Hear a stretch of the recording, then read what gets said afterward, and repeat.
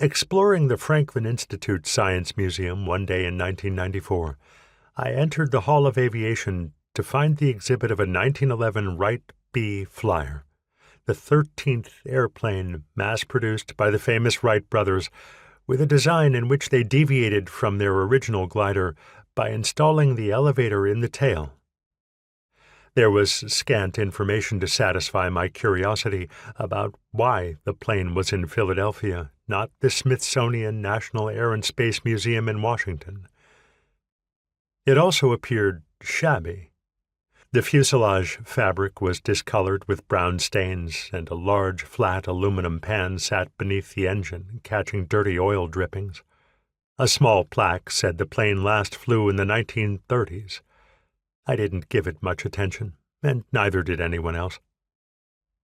Several years later, while delivering the news on Philadelphia's WCAU-TV, I received a press release from the museum that explained how their Wright B Flyer was being dismantled and sent to Ohio for restoration.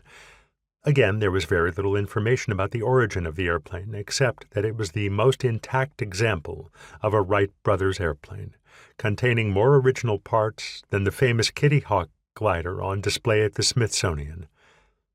I grew determined to explore the real story behind this airplane.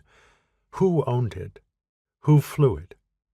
And why was it in Philadelphia at the Franklin Institute?